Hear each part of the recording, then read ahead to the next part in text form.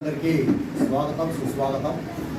అందరికీ పేరు పేరున నా హృదయపూర్వక నమస్కారాలు తెలియజేస్తున్నాను. తెలుగుదేశం పార్టీ గురించి మనం గత చరిత్ర చూసుకున్నా, ప్రస్తుతం చూసుకున్నా కూడా ఆనాడు నందమూరి తారక రామారావు గారు పార్టీ పెట్టి కేవలం 9 నెలల్లో ప్రజల్లో తిరిగి తెలుగుదేశం పార్టీని అధికారంలో తెచ్చిన మహానాయకులు నందమూరి తారక రామారావు గారు. మరి ఈరోజు నందమూరి తారక రామారావు గారి చరిష్మాతో ఈ రాష్ట్రంలో ఎవరైనా నాయకుడు ఉన్నారంటే ఆయనే మన యువనేత నారా లోకేష్.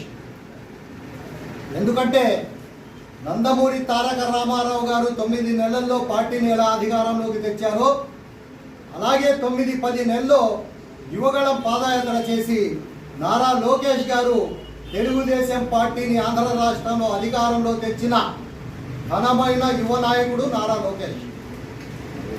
చాలామంది అన్నారు తెలుగుదేశం పార్టీ చరిత్ర అయిపోయింది, ఇక అధికారంలోకి రాదు అని చాలామంది చెప్పారు.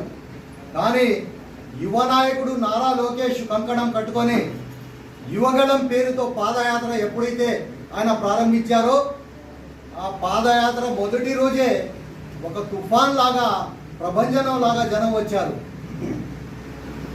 అదే తుఫాను పాదయాత్ర ఎలాగైతే కొనసాగుతుందో ఒక సునామీ లాగా మారిపోయింది.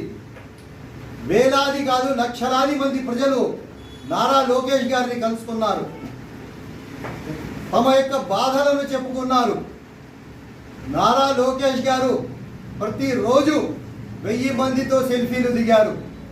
సెల్ఫీలు దిగడానికి పోటీ పడ్డారు కార్యకర్తలు, ప్రజలు.